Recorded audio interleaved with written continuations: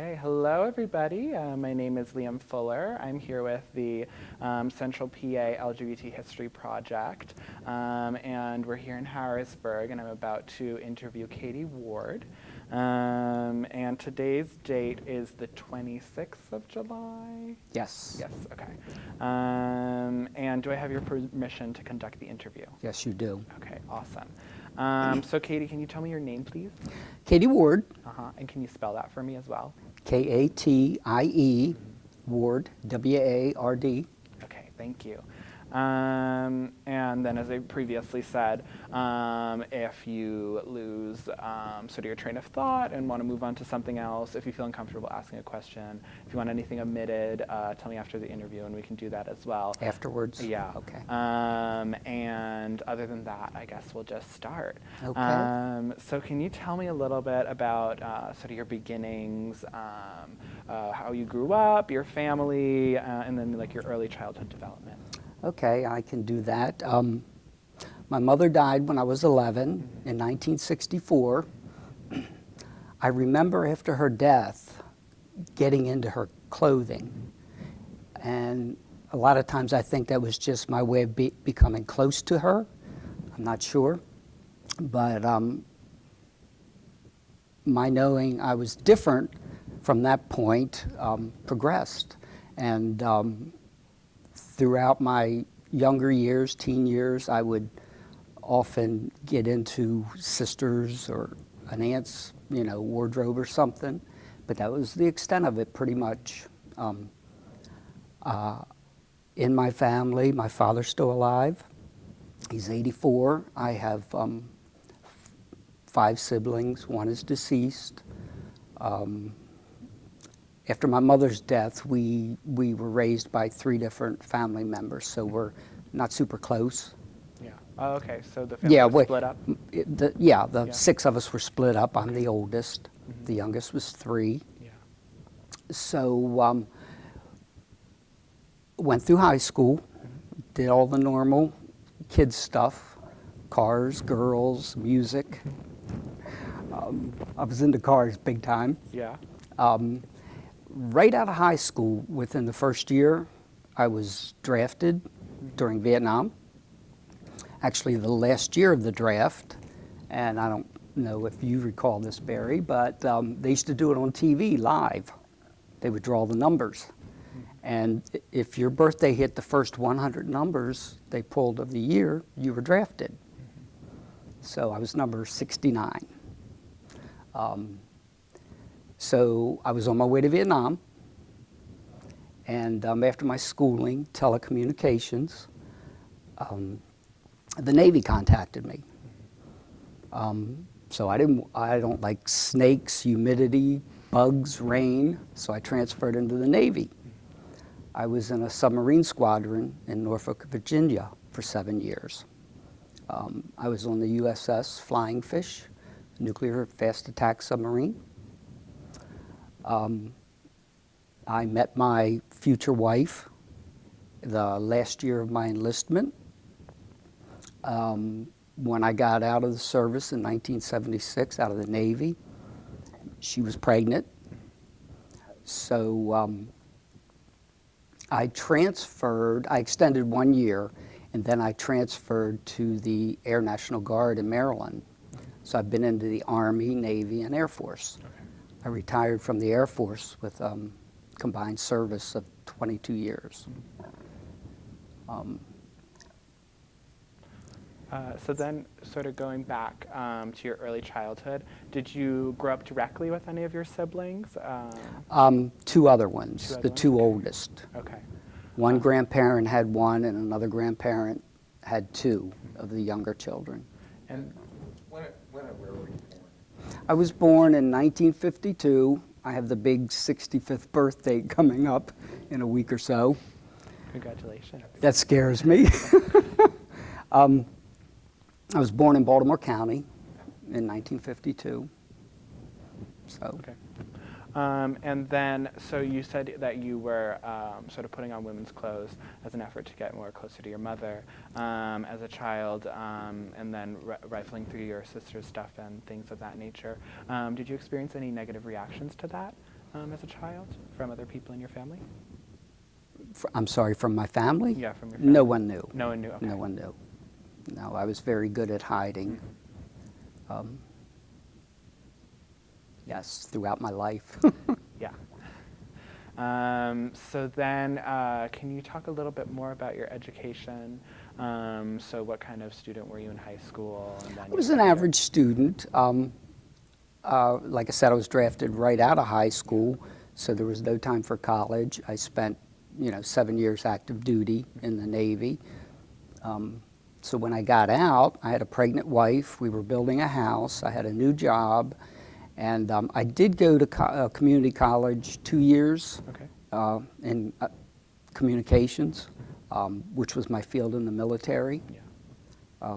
But I got into the printing industry, and it treated me very well, so I did not pursue my college Okay. career. And then what was it like for you being in the Navy? And then you mentioned the Air Force, correct, right? Yes, Air National Guard in Maryland. Okay. So then what was that like for you, your time serving? I liked the Navy better, even though it was only 7 years.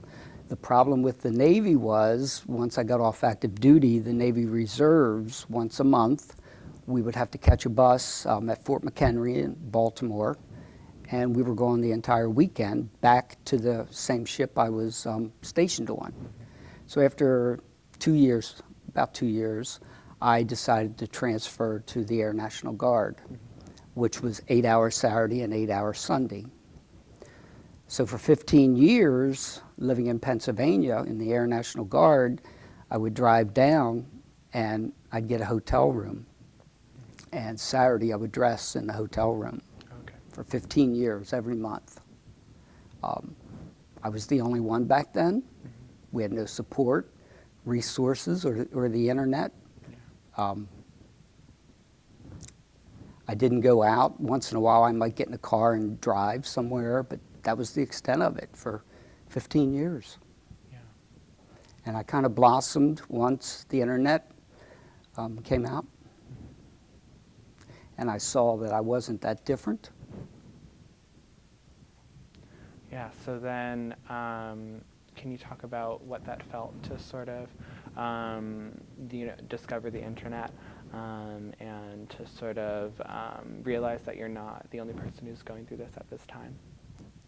Yes, I was amazed. I was just totally blown away that there were so many people, male or female, transitioning to, another gender, that were in the same position I was and struggling and hurting. And I did that probably for a couple years before I, got involved more. Yeah. And I've been married twice and divorced twice. Okay. So then can you talk about a little bit more about your adult family life? Adult family life, Yeah. my wife and daughter. Yeah. Okay, it was great. Mm-hmm. It was great. My daughter is now 40, a 1-year breast cancer survivor. I have identical twin granddaughters. They're 9. My ex, this is interesting, we were married 24 years, and my daughter was in her 3rd year of college, and her mom called us together to tell us, myself included, because I had no idea, that she was leaving me for a woman. Oh. So, big shock, Yeah. to say the least. I always put my family first. To this day, I put my family first. I think most LGBT people put themselves first, and I've never been able to do that throughout my whole adult life. So then going on to your second marriage? yes, after my first divorce, like I said earlier, I was in the printing industry, and I met a woman who was moved into the area back home after a divorce. We were together 8 years, married 3 years. I did not dress the entire time I was with her, the entire 8 years. Okay. Life was good. We had built a new house. We had a lot of friends. I was a street rodder for many, many years, so we went around the country for car shows and events. I actually had a 1932 Ford Deuce Coupe, which I lost in that divorce. So she does not know that I'm transgender Okay. to this day. We haven't talked or communicated in probably 6, 7 years, and we've been divorced 10. Okay. And the reason that marriage ended, and I knew Kim had issues. She never had children. She couldn't have children, which ended her first marriage of 11 years. She went through infertility for many years. And once my daughter got engaged, and Kim became another person. She couldn't understand my relationship with my daughter. And to make a long story short, after a year of therapy, which did not work for her, we divorced, which has been 10 years now. Okay. And then do you still communicate with your first wife then? Yes, I see her regularly. We're not the best of friends. Yeah. As I said earlier, she knows I'm transgender. And I've asked for her help, and she's not going to give it to me.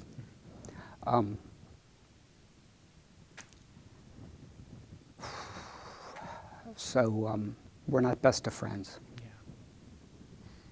Yeah. So sort of shifting gears, can we talk about your experience in the printing industry?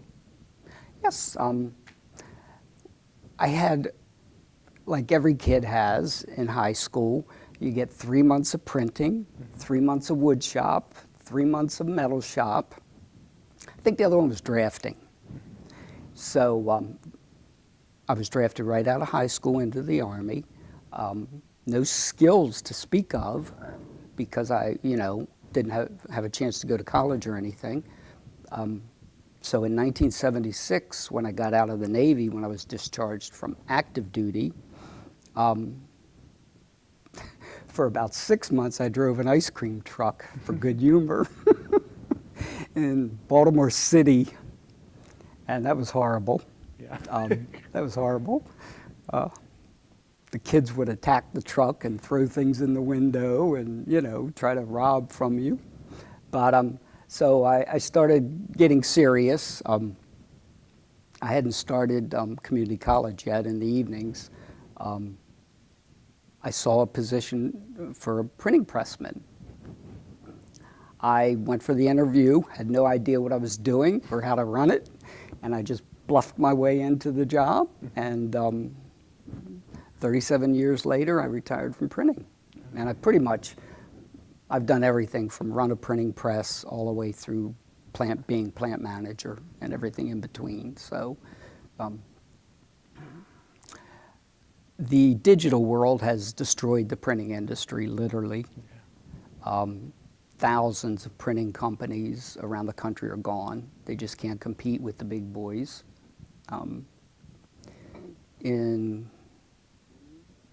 My stomach's growling. I hope it's not recording. In 2013, I worked for a very large corporation in Baltimore. We had 75 printing plants worldwide, and we were bought out, and my plant was closed. Yeah. So at age 61, with 37 years experience, I had no way of finding a job because that experience was no longer needed. You can take a kid right out of college and teach them the digital world in 2 weeks. So I never found anything after that. So I retired at 61, which is coming up 4 years. Yeah. So then, At what point did you start presenting as female, and did that cause any conflicts in the workforce? I would say going out everywhere and being myself, I'd say a little over 10 years now. Okay. And I was first, I was on the internet, as I said earlier, and discovering all this. I was contacted by Christy Ward. She's our vice president of Trans Central PA. And that's how I discovered the community and how open and caring they are. So, I'm very active in a few organizations. But so did like sort of transitioning impact your employment in any manner, or? No. Okay. And yeah, so then also sort of changing topics again. Were you raised with any sort of religious presence? Yes, I was raised Lutheran. Went to church every week, you know. Then my military service came along. When my daughter was born, we raised her Lutheran as well, going to church, you know, and getting her involved in feeding the homeless and things like that on the weekend with the pastor. And to this day, she's very involved in church with her daughters. Myself, not so much. I do go, but not as often as when I was married. Yeah. And I have a strong faith. I pray every night. So then with that, your decision to not go to church as regularly, is that for any particular reason, or just you don't have the time? No, and I often think about it. Maybe just because I'd be going alone, I think. Yeah. Because after so many years going with your family, it's a little different. I have no real excuse for not going, to be honest. Did your church have any reaction to you presenting as female versus? Well, I didn't back then. Okay. Yeah, back when I was married. Yeah. And then can you talk more specifically about the coming out process for you? I just did it. I ran full speed ahead. Once I got comfortable and confidence, self-confidence is the biggest thing. I meet so many people today that are, you know, afraid. And have you ever heard of the Keystone Conference? Okay, we'll talk about that later. Okay. I'm one of the organizers. Our 10th year will be coming up next March. We started it out for the Susquehanna Valley 10 years ago, just for the community. Just, you know, I think we had around 200, maybe a little less. This past year we, and I also do I'm the treasurer for the organization. I do all the online registrations. So we registered 751 this past March online, with probably another 50 or so walk-in registrations from around the world. They come from South Africa, the UK, many from Canada.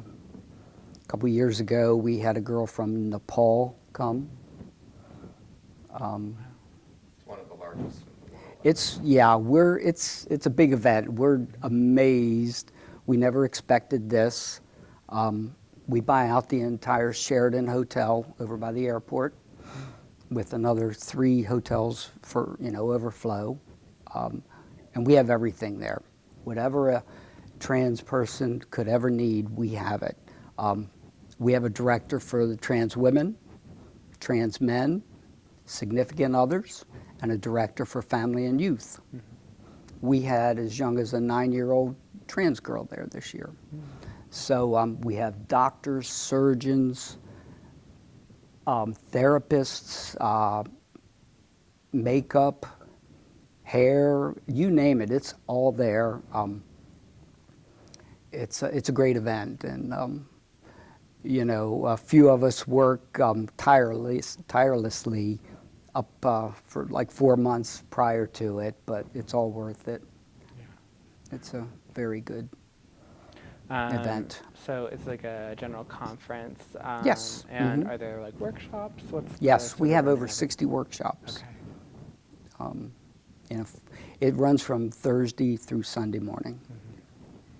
And then you said you were one of the people involved in the founding of it, correct? Well, the very first year I was not. That's when I was contacted by Trans Central PA, and it was right before their first year. Okay. But from that point on, yes. So what was the sort of experience of starting it up and sort of that? The experience was, and we've come a long way in almost 10 years. Everything has grown. Everything's gotten better. People can't wait until it's time. We get so much feedback, and that's a good thing to have somebody thank you. Yeah. Nothing better.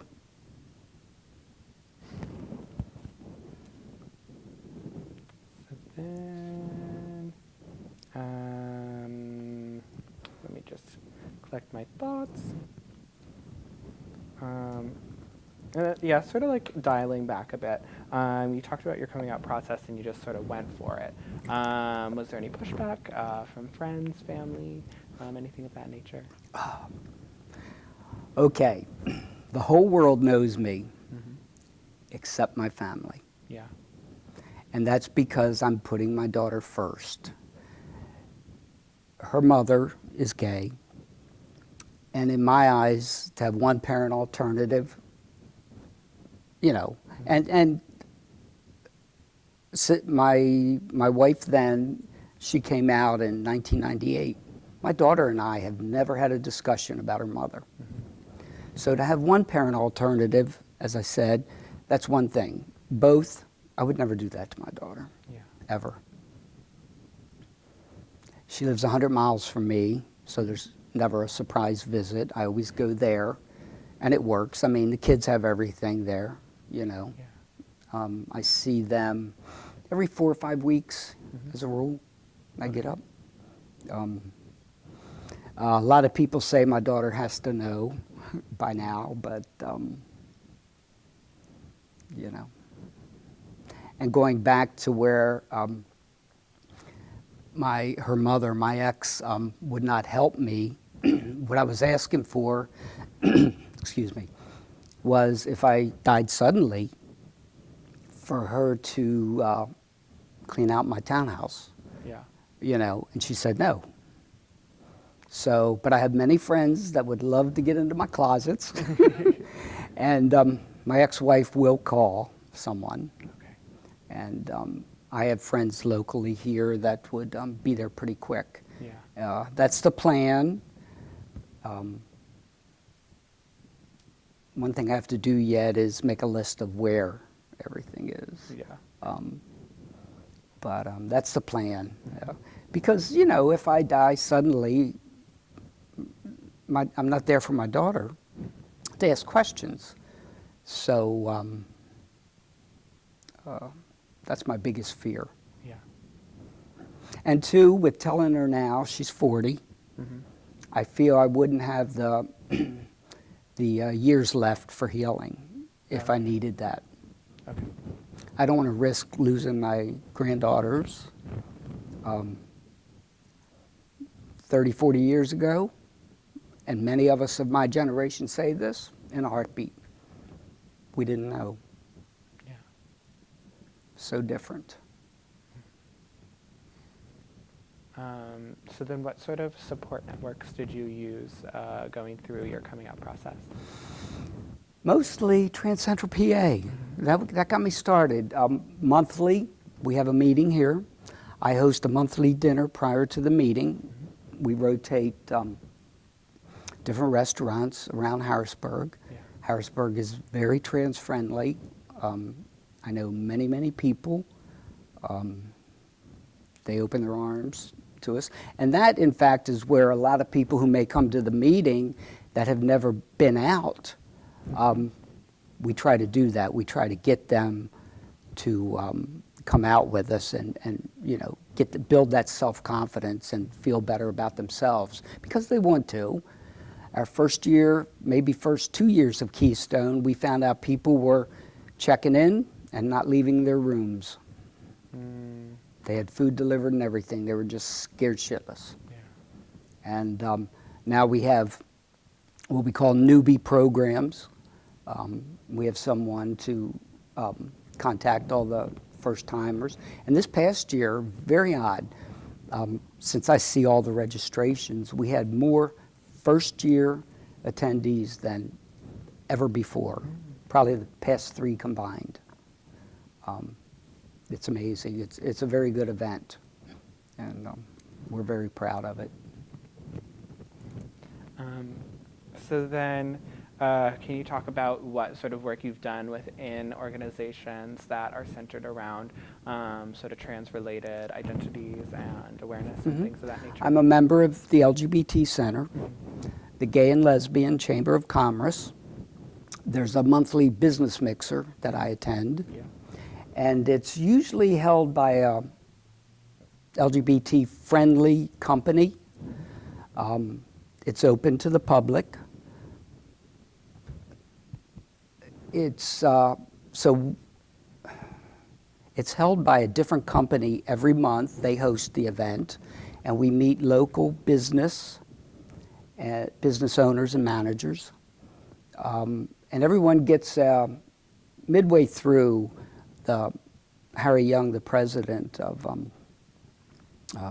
the chamber, he makes an announcement, and all the new people get to tell us about themselves.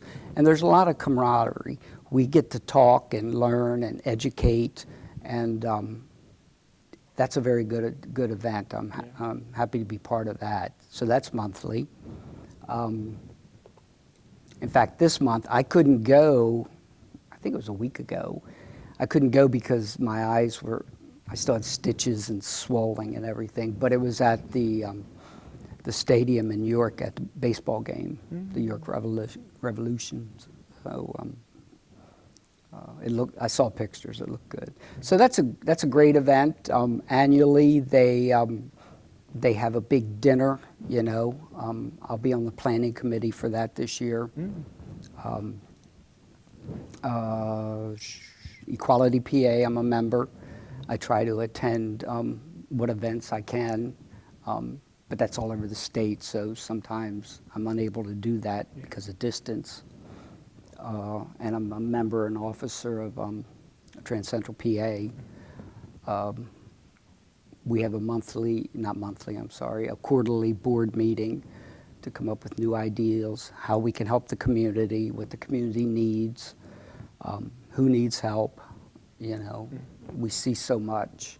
And at our monthly meetings here, it's a little slower in the summer, but we average probably between 20 and 45 people each month. And I always see new faces every month, so that's a great thing. So, yes. So then, going back to the Chamber of Commerce, what sort of is the function of that organization, like its mission? Can you kind of go into that? I've never seen their bylaws or anything. I've just I've been a member for over a year, but they just asked me to be part of the committee. Yeah. So we haven't had the first meeting yet. So I need to learn a lot more about the Chamber of Commerce. I think it's to get the word out. Yeah. I think it's to let the communities know who we are, that we're normal people, we're good people, and we can help. It's a good thing. Yeah. And then what sort of things have you done in conjunction with the center? I'm sorry? What sort of things have you done in conjunction with the center?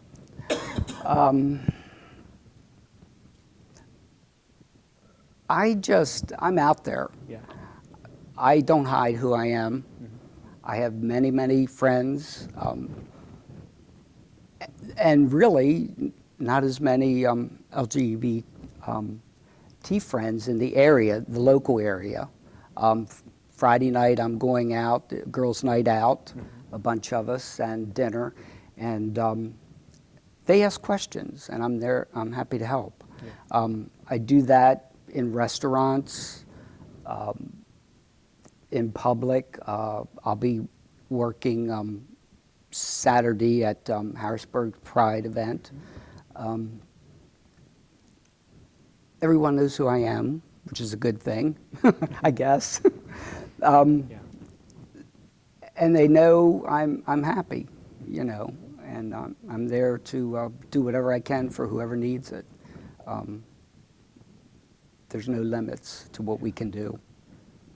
So then, in your involvement in Trans Central PA, when did you get involved? Have you seen the organization grow? Things of that nature. Yes, well, I've been involved with them just about 10 years now, coming up. It's close to 10 years.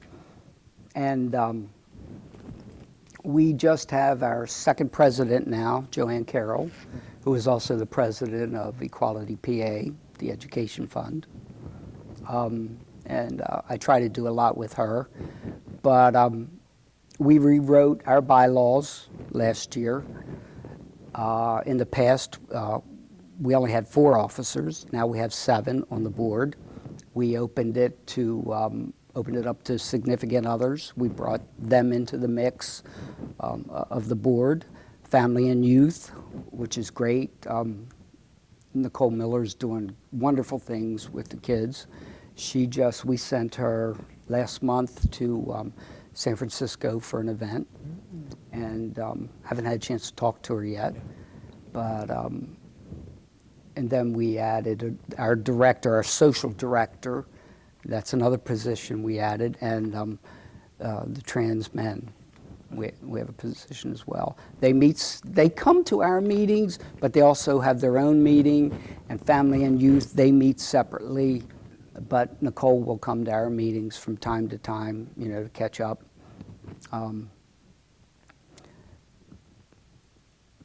It's easily doubled in the 10 years that I've been a member, easily. I think around the country they know who we are.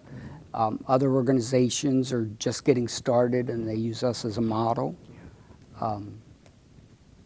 I've never heard a bad thing said about us. Okay. So again, I'm very proud and happy to be part of it.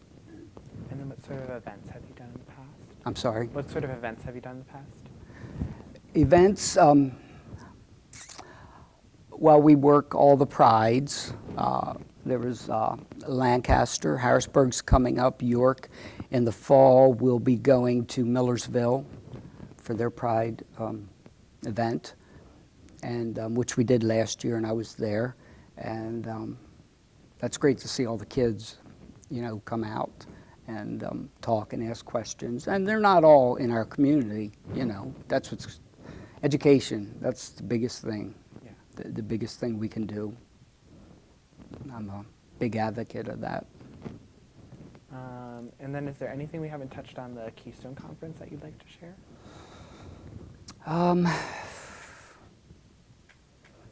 What the conference is about more, or what I do? Yeah, totally. Whatever you want to talk about. Well, there's a few of us that initially when we start, there's 4 of us that start organizing, but there's a total of 7 now that we have the other directors as part of it. So there's 7 of us that actually run the conference, but we have many volunteers, probably another 25 or so throughout the 4 days.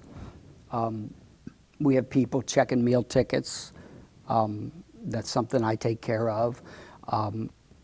We go to about 11 different restaurants. We bus everybody downtown over the course of a couple days. I make all those reservations and set all that up. Friday night, we're at 8 or 9 restaurants, and there's never been an issue or a problem in Harrisburg. We take 400 people downtown, and people look forward to that. They really do. we, after one of the dinners, and it's not on Friday night, might be Wednesday, our newbie director, she takes a bus load to Dress Barn. They bring in extra people, more clothes, and they open special after hours for the Keystone Conference. So we do that. I think they started a bowling one day. Sunday morning, we have someone who takes a bunch of people to a local church in Harrisburg. That's been going on for several years now. We have a luncheon for the significant others only, so they can all get together and talk and support one another. During the day, that's when we hold all the workshops. In the evening, I usually end up in the bar. After that day, I need a break. In fact, after this today, I'm going to go have a drink. There's just so much that goes on. You can just look at people, and they're just having, the time of their life. They talk about it online for months before and months after. We have a professional photographer, Cassandra Storm Photography. I think she's been with us now 5 years, a young woman. She comes, she sets up all her equipment and everything. And this past year, she took over 1,500 photographs at our conference.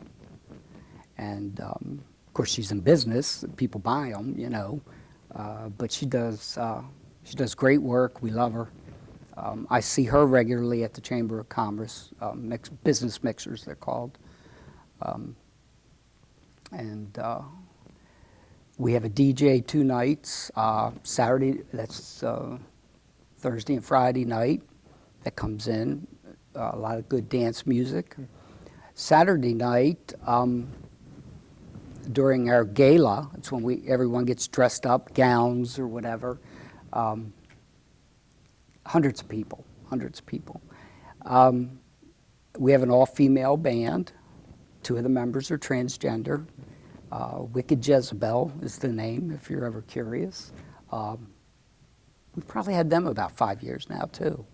And the place just rocks Saturday night. I mean, the dance floor is packed the whole night. It's a great event.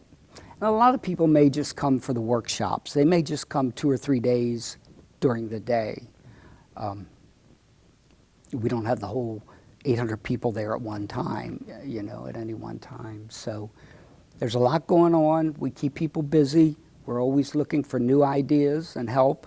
Another couple months, we'll start on our 10th year getting together. We got to come up with something big for that. We never expected this to grow and be as popular as it is. Our IT girl, in fact, first event, she does their website for them every year.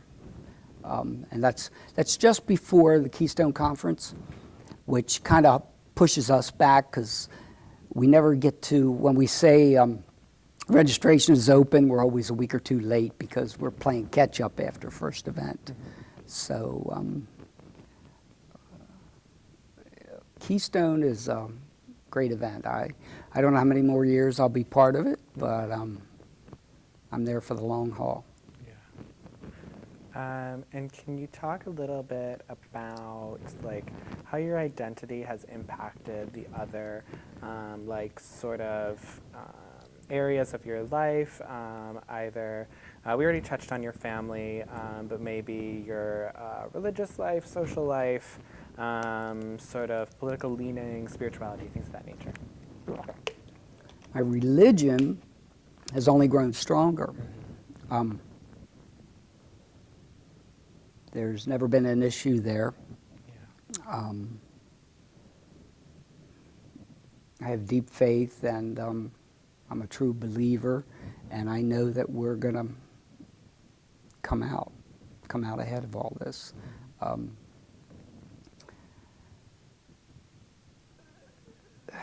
I'm sorry, could you back up? Yeah, yeah, totally. So just how it's impacted other areas of your life. Other areas social of my life. Yeah. Socially, my social life has grown Yeah. tremendously. I was pretty much a quiet guy, you know, but I am very outgoing. I have no issues really with anything. It's all good. I go to happy hour and meet people, and there's not been a problem with my transition. It's all been positive, good, unlike, you know, so many unfortunate people. We all know, you know, what's happening out there. Mine has just gotten better. It's improved. And I know many people that are still married. A good friend of mine, she transitioned, it's probably been 4 or 5 years, and been married 35 years. And her wife comes to our meetings and dinners, and she's a big part of the Significant Other program. And I probably know a half a dozen marriages that have survived, personally. Now, there's a lot more, obviously, but, and so many that have failed. And mine never failed because I'm trans. I was the victim in both cases. So would I still be married to Kim? I don't know. I don't know where that would have went. So then why do you think like transitioning has affected your social life in such a positive manner? I think my confidence. I think that's it. It has to be, you know. Once I gained that confidence that we all need to be comfortable with ourselves and our life, like I said, I just ran. I went with it. I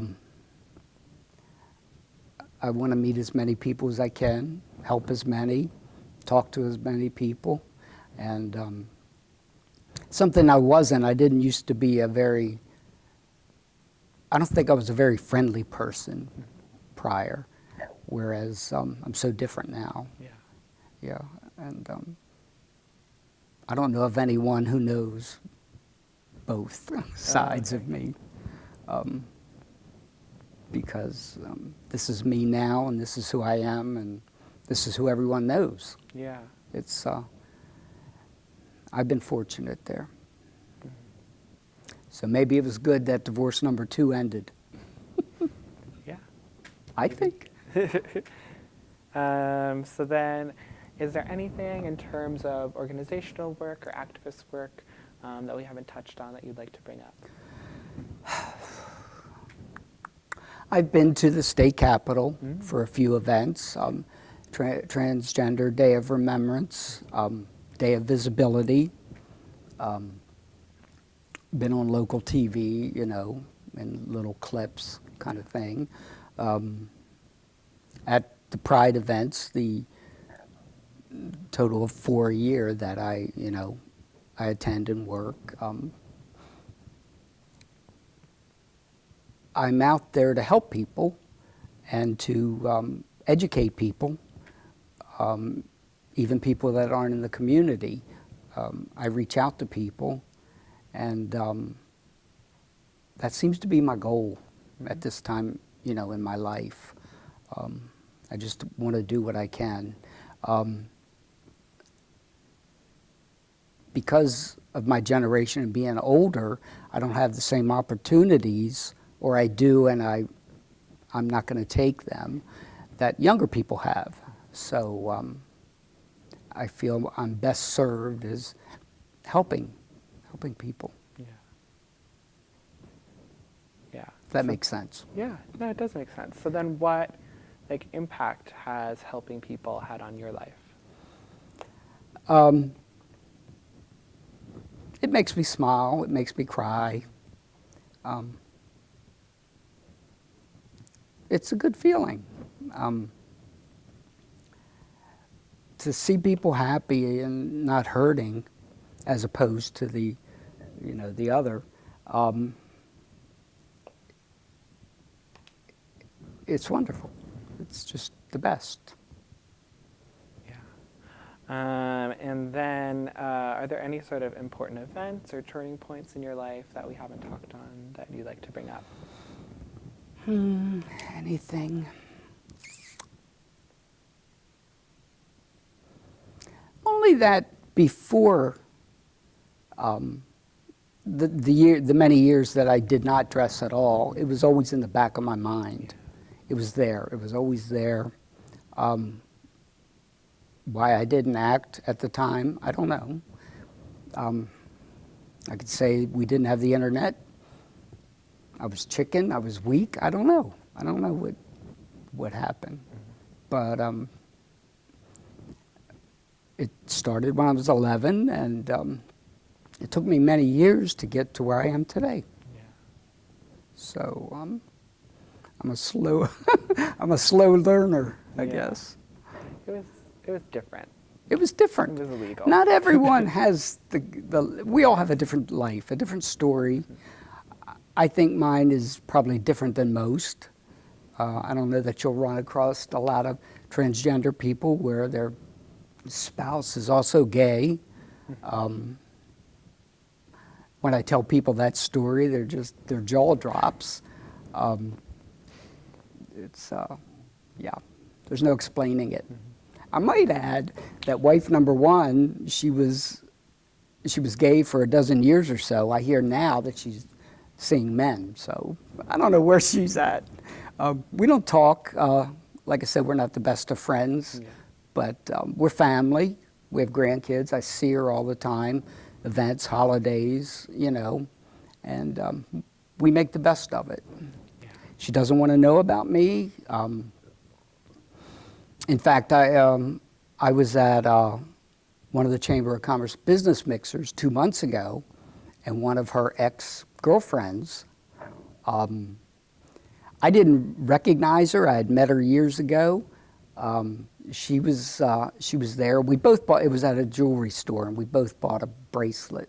We got to talking, so we were going to have a drink down the street, and she saved me a seat. I was still involved doing something. And we started talking about our grandkids and such, and I showed her a picture of my grandkids, Rose and Grace, and she's like, I know them. She was my ex-wife's partner for about a year. Oh, wow. And we're like, what?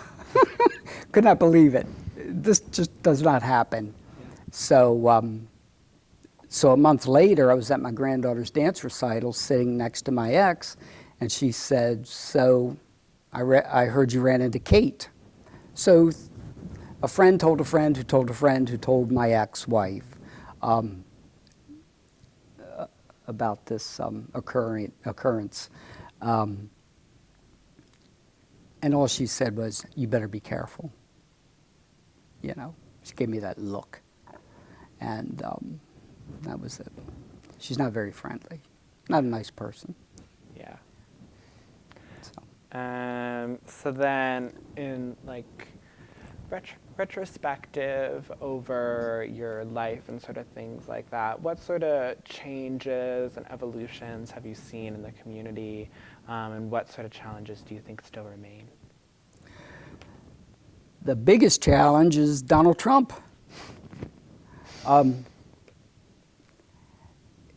It's going to take decades, unfortunately. We've come a long way. I've seen a lot. There is more acceptance, but there's still a lot of people out there who are not accepting. And that's the problem. They're not going to change. We're not going to change. It's unfortunate. We're just people like them. We're good people. Very good people, I might add. I've seen things improve. Just the 10 years or so I've been coming around Harrisburg. I can pretty much walk into any restaurant or something and someone there knows me. Years ago that didn't happen. People open their arms. It improves every year. but we have such a long way to come. I hear so many horror stories, you know, we all do. Time.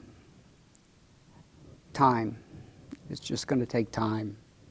I don't think there's an easy answer or an easy way to fix it. We just have to keep moving forward.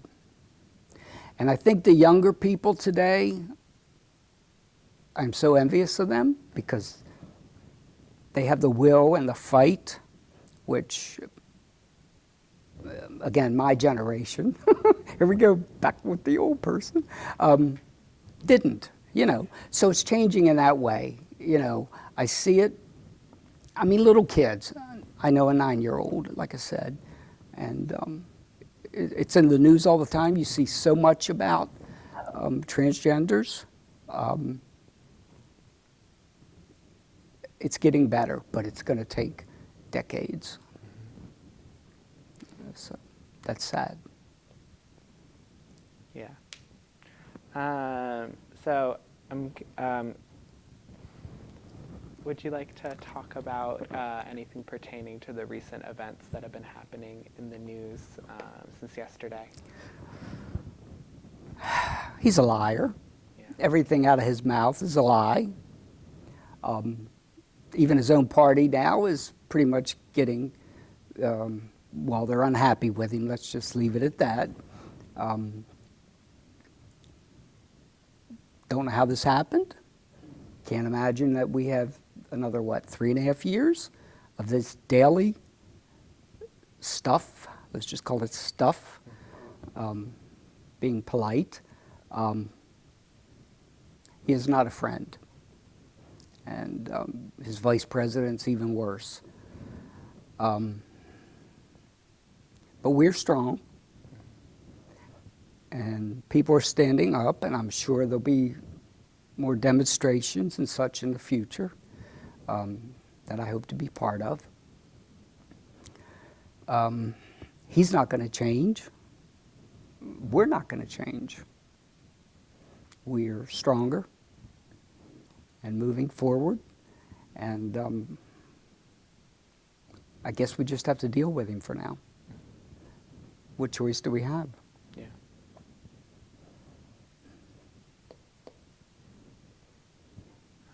So is there anything we haven't touched on that you'd like to talk about? Anything I haven't touched on?